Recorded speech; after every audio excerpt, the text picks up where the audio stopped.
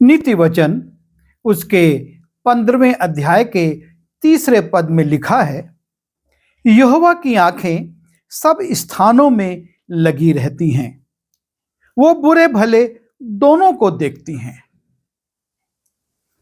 मानवीय स्वभाव है कि वो कोशिश करता है कि हम मनुष्यों की नजरों से बचें। ज्यादातर अपराध रात के अंधेरे में होते हैं, क्योंकि अपराधियों की यह धारणा रहती है कि रात में बहुत कम लोग निकलते हैं, आते जाते हैं, और अंधेरे में उन्हें देखना भी किसी के लिए मुश्किल होगा, और इसलिए रात के समय में वो निकलते, अपराध करते और अपने घरों को, अपने स्थानों को लौट जाते हैं। लेकिन वो ये भूल जाते हैं कि इस जगत का रचनाकार न कभी सोता है, न कभी ऊँघता है। उसको अंधेरे में भी वैसा ही नजर आता है जैसा हमें दिन के उजाले में दिखता है।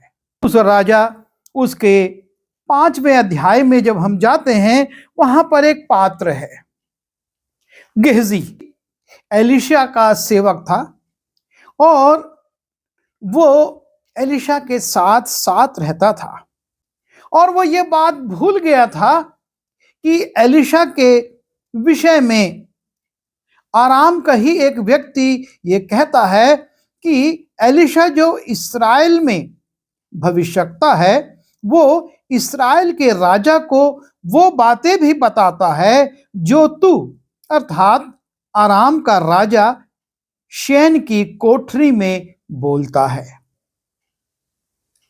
एलीशा के विषय में यह प्रचलित था कि उसको वो सारी बातें भी मालूम हो जाती हैं जो शत्रु राजा अपने घर में करता है।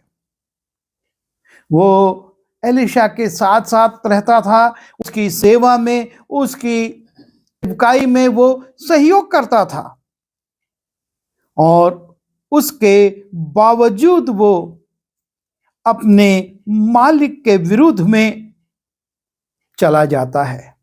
जब हम दूसरा राजा उसके 5वें अध्याय में जाते हैं, तो उसमें जिस घटना का उल्लेख है वो हम सब जानते हैं कि आराम के राजा का सेनापति नामान कोढ़ी था, और उसके घर में इस्राएल की एक लड़की गुलाम बनाकर लाई जाती है, और वो लड़की जब ये जानती है कि उसका स्वामी कोढ़ी है, वो कहती है कि अगर मेरा स्वामी इस्राएल में होता तो वो चंगा हो जाता।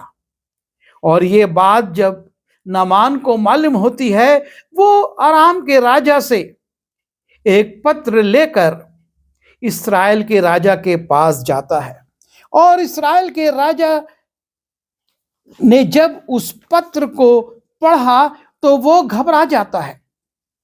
वो अपने सेवकों से कहने लगता है कि आराम का राजा हमसे युद्ध करने का बहाना ढूंढ रहा है।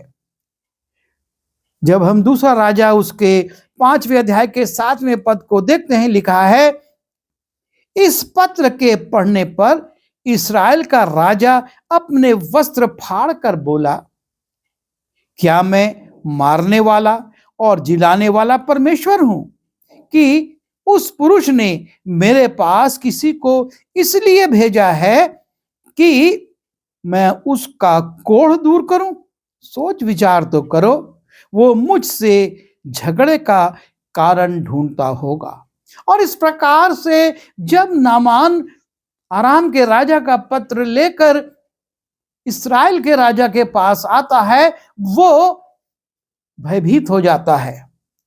और तब 8वें पद में एलीशा उसके पास खबर भेजता है, यह सुनकर कि इस्राएल के राजा ने अपने वस्त्र फाड़े हैं।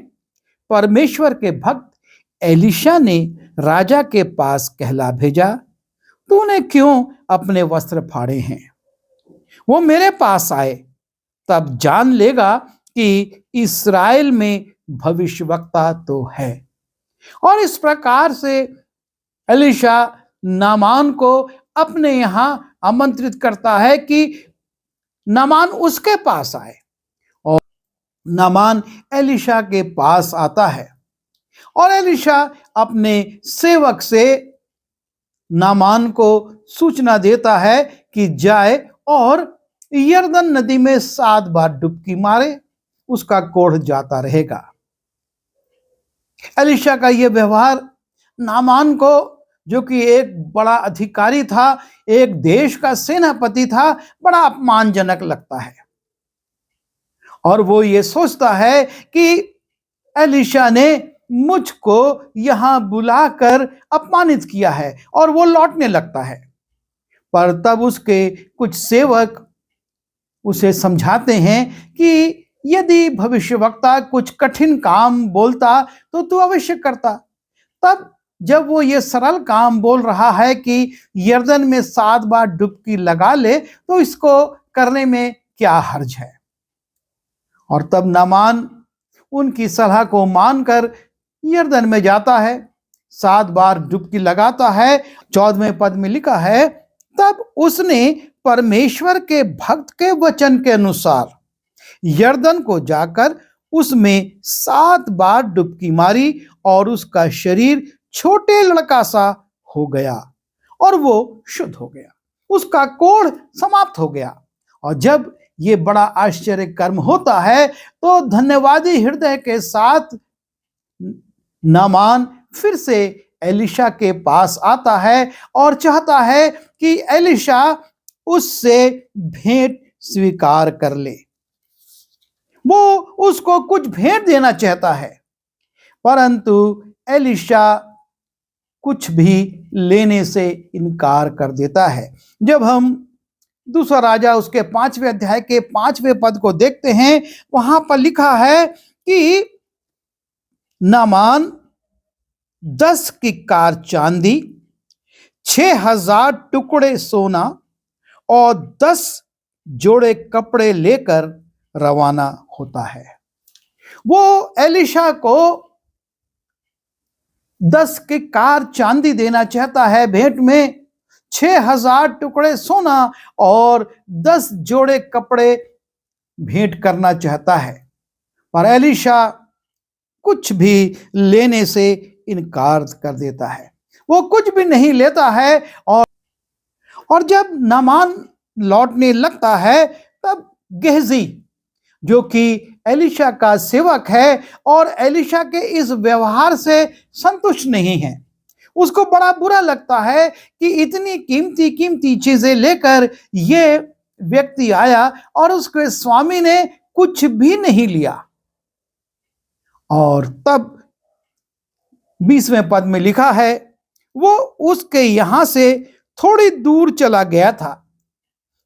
नामान वहां से थोड़ी दूर चला गया था कि परमेश्वर के भक्त एलीशा का सेवक गेहजी सोचने लगा कि मेरे स्वामी ने तो उस अरामी नामान से कुछ नहीं लिया, जो कुछ वो ले आया था उसने उसको वापस कर दिया, लेकिन मैं उससे कुछ ना कुछ अवश्य लूंगा। और वो उसके पीछे दौड़ता है कि मैं उससे कुछ ना कुछ लूंगा। और इस प्रकार से गेहजी ये भूल जाता है कि मेरे स्वामी ने इनकार किया है, वो कुछ नहीं ले रहा है, तो मुझको भी कुछ नहीं लेना चाहिए। लेकिन वो नामान के पीछे दौड़ता है, और जब नामान देखता है कि कोई आ रहा है, तो लिखा है, तब गेहजी नामान के पीछे दौड़ा, और नामान किसी को अपने पीछे दौड़ता हुआ देखकर उससे मिलने को रथ से उतर पड़ा और पूछा, सब कुशल क्षेम से तो है?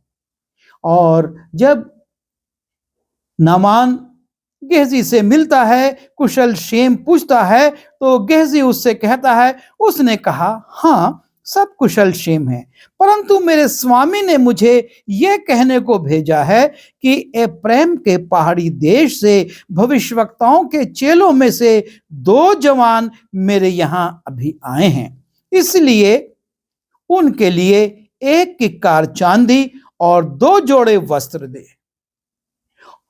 गेहजी झूठ बोलकर अपने स्वामी के नाम पर 1 किक्कार चांदी और 2 जोड़े वस्त्र नामान से मांगता है, और तब नामान उस पर दबाव डालता है कि 1 किक्कार नहीं, लेकिन तू 2 किक्कार चांदी ले और 2 जोड़े।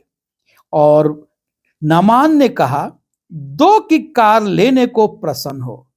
तब उसने उससे बहुत विनती करके 2 किक्कार चांदी अलग अलग थैलियों में बांधकर 2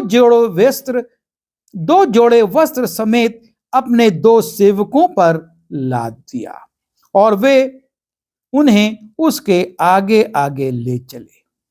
और इस प्रकार से नामान से गेहजी ने 2 किक्कार चांदी और 2 जोड़ी वस्त्र ले लिए, और लिखा है, जब वो टीले के पास पहुंचा तब उसने उन वस्तुओं को उनसे लेकर घर में रख दिया और उन मनुष्यों को विदा किया, और वे चले गए। और वो भीतर जाकर अपने स्वामी के सामने खड़ा हुआ, और इस प्रकार से नामान से चांदी और वस्त्र लेकर अपने घर में उसको छिपाकर गेहजी फिर से अपने स्वामी के पास चला जाता है। और लिखा है, एलीशा ने उससे पूछा, हे गेहजी, तू कहां से आता है? उसने कहा, तेरा दास तो कहीं नहीं गया। और इस प्रकार से गेहजी अपने स्वामी से कहता, मैं तो यहीं था, मैं कहीं नहीं गया। और तब एलीशा उससे कहता है, उसने उससे कहा, जब तू वो पुरुष इधर मुंह फेर कर तुझसे मिलने को अपने रथ पर से उतरा, तब वो पूरा हाल मुझे मालूम था। क्या यह समय चांदी या वस्त्र या जलपाई या दाख की बारियां, भेड़ बकरियां, गाय बैल और दास दासी लेने का है? यह उचित समय नहीं है। मैंने भेंट लेने के लिए, नामान से कुछ प्राप्त करने के लिए उसको चंगाई नहीं दी, लेकिन मैंने ये कार्य इसलिए किया कि मेरे परमेश्वर को महिमा मिले। जो बात उसको बताई गई थी कि इस्राएल का परमेश्वर आश्चर्य कर्म करता है, मैंने उसकी इच्छा के अनुसार नामान के कोढ़ के दूर किया, पर तूने उसके बदले में ये चीजें ली हैं। गेहजी सोच रहा था कि मैंने अच्छे वस्त्र ले लिए हैं, अपने छुट्टी के समय में मैं उन वस्त्रों से सज धज कर घूमूंगा, उस चांदी से मैं अच्छी अच्छी वस्तुएं प्राप्त करूंगा। मुझको कौन देख रहा है? मेरा स्वामी तो अपने पहाड़ पर उस घर में बैठा हुआ है और वो वहां से निकल ही नहीं रहा है। वो नामान से मिला भी नहीं, उसने उसकी भेंट को देखा तक नहीं और उसको बाहर से ही लौटा दिया। और अक्सर हमारे जीवन में भी ये भूल हो जाती है। हम भूल जाते हैं कि हमारे गार्जियंस, हमारे माता पिता, हमारे बुजुर्ग, हमारी मंडली के लोग या हमारे नगर के लोग हमको देखें या ना देखें, हमारे कामों को वो जाने या ना जाने, लेकिन कोई तो है जो देख रहा है। जैसा कि हमने नीति वचन में पढ़ा कि यहोवा की आंखें सब स्थानों में लगी रहती हैं। परमेश्वर की आंखें सब स्थानों में लग रहती हैं और वो बुरे भले दोनों को देखती रहती हैं। परमेश्वर हर एक चीज को, हर एक कार्य को देखता है। और गेहजी इस बात को भूल गया। मेरा स्वामी देखे या ना देखे, पहाड़ से वो नीचे उतरे या ना उतरे, लेकिन एक है जो देख रहा है और वो मेरे स्वामी को सारी बातें प्रकट कर देता है। यदि हम इस बात को समझ लें तो अपने जीवन में कई बार चूक करने से बच जाएंगे। कोई हमको देख रहा है या नहीं देख रहा है, महत्वपूर्ण ये नहीं है। महत्वपूर्ण ये है कि परमेश्वर हमको दिन में भी, रात में भी, बाहर भी और घर में भी, कार्य क्षेत्र में भी और अपने विश्राम में भी, सब परिस्थितियों में देख रहा है। और हम क्या उसकी दृष्टि में कोई गलत कार्य कर रहे हैं? और यहां पर हम पाते हैं कि गेहजी स्वामी से तो छिप कर जाता है, लेकिन परमेश्वर की दृष्टि से नहीं बचता और उसके स्वामी को यह बोलना पड़ता है कि मैं सब जानता हूं। और तब गेहजी पर एक दंड आ जाता है। जो वस्त्र वो बटोर रहा था, जो चांदी वो लिया था, वो उसके लिए बेकार हो जाती है। और एलीशा कहता है, इस कारण से नामान का कोढ़ तुझे और तेरे वंश को सदा लगा रहेगा। जो बीमारी नामान से छूट गई थी, अब वो तुझ पर आ जाएगी। तू किस शरीर पर उन कीमती वस्त्रों को पहनेगा और उस चांदी का उपयोग कहां करेगा, जबकि तू तो समाज से, नगर से बहिष्कृत हो जाएगा। इस कारण से नामान का कोढ़ तुझे और तेरे वंश को सदा लगा रहेगा। तब वो अर्थात गेहजी हिमसा श्वेत कोढ़ी होकर उसके सामने से चला गया। गेहजी को क्या मिला? एक बड़ा प्रश्न हमारे सामने है। उसने एकत्रित किया, उसने अपने घर में रखा, लेकिन जब वो कोढ़ी हो गया तो वो सारी वस्तुएं उसके लिए बेकार हो गई। हम बड़ी गंभीरता से इस विषय पर सोचें। ये अनुग्रह का काल है और इसलिए तत्काल परमेश्वर हमको हमारी भूलों के अनुसार दंड नहीं देता, पर अवसर देता है। लेकिन इन अवसरों का हम दुरुपयोग ना करें। हम नहीं जानते कि कब हमारा जीवन समाप्त हो जाएगा या प्रभु यीशु आ जाएगा, और तब हम जब उसके सामने खड़े होंगे तो क्या लेखा देंगे। जो काम हमने किए हैं उसका हिसाब हम परमेश्वर को कैसे देंगे। हम मनुष्य से ना डरें, लेकिन परमेश्वर से डरें। प्रभु हमारी सहायता करे। आइए प्रार्थना करें।